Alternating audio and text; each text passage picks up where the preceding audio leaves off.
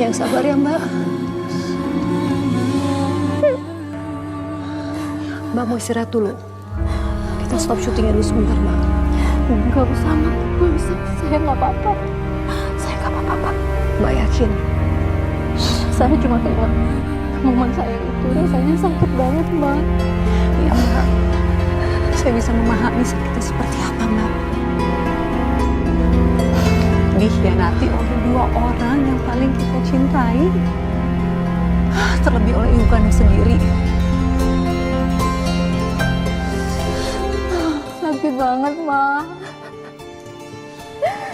Kayaknya luka saya nggak bisa sembuh. Sakit, Mak. Sakit. Tahu Mbak, Mbak kuat. Mbak tegar luar biasa. Kita lanjutkan ya Mbak. Oke Mbak. Kembali ke cerita Mbak. Apa yang terjadi setelah ibu pingsan? Ibu saya terkena serangan jantung, Mbak. Beberapa minggu dirawat di rumah sakit. Akhirnya ibu boleh pulang. Lalu Mbak ketika ibu pulang, siapa yang merawatnya?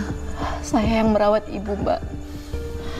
Walaupun saya merasa kecewa sama ibu, tapi saya adalah anaknya. Saya tetap hormati dan sayangi ibu saya. Saya masih melakukan tugas saya sebagai seorang anak yang berbakti kepada orang tuanya, Mbak.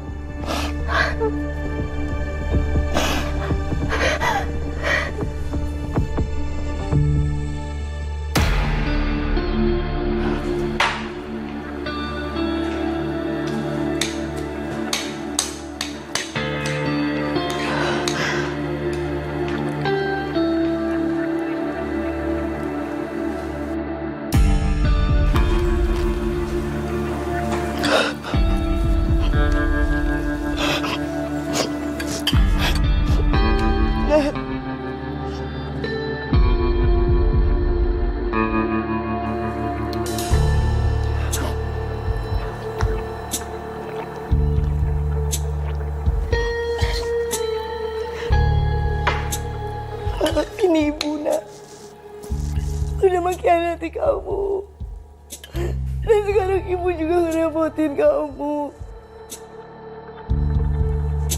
Ibu, Betul. Nat.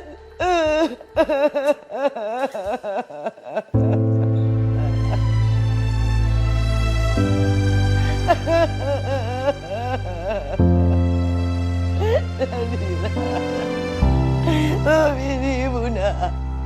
Maafin ibu nak. Maafin ibu nak.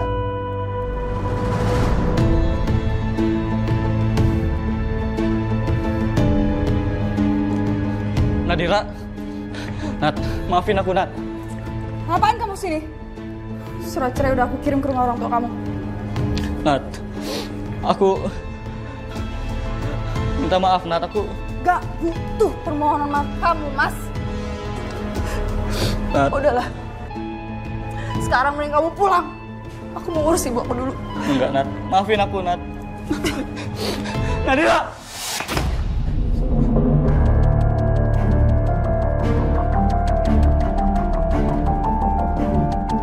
Maafin aku Nat. Aku gak ada maksud buat nyakitin kamu Nat.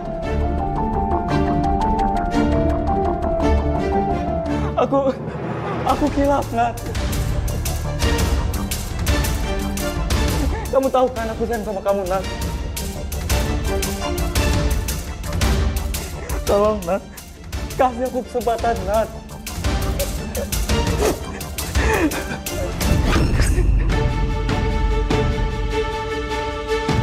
Jijik aku, Mas. Nat! Nat! Nadira! Nat! Nadira! Maafin aku, Nat! Nadira!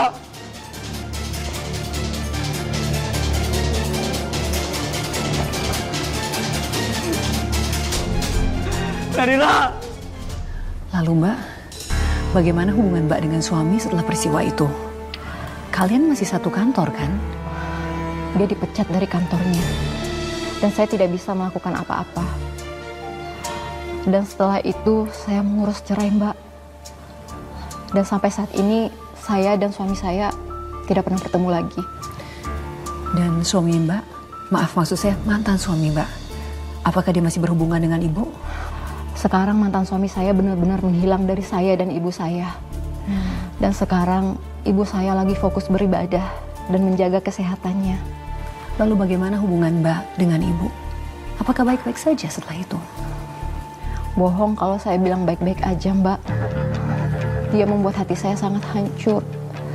Tapi balik lagi, saya seorang anak yang harus berbakti dan menyayangi ibu saya. Mungkin dengan seiringnya waktu berjalan, luka saya bisa sembuh dan kembali seperti semula, Mbak. Ya, Mbak.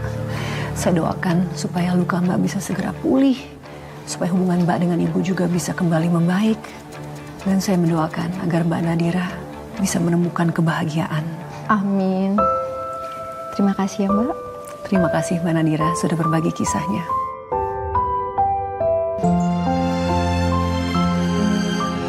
Pemirsa, kisah Mbak Nadira Wibowo mungkin terdengar seperti cerita fiksi. Namun kisah ini benar terjadi. Terkadang orang yang paling kita percaya dan paling kita cintai adalah orang yang paling menyakiti hati kita. Kendati demikian, Mbak Nadira tetap membesarkan hatinya dan melanjutkan hidupnya. Semoga kisah ini bisa menjadi pelajaran bagi kita semua tentang ketegaran seorang istri dan seorang anak perempuan yang telah dikhianati oleh suami dan ibu kandungnya sendiri. Terima kasih telah menyaksikan Catatan Hati Perempuan. Sampai berjumpa di episode selanjutnya dengan kisah yang syarat makna dan pelajaran hidup bagi kita semua.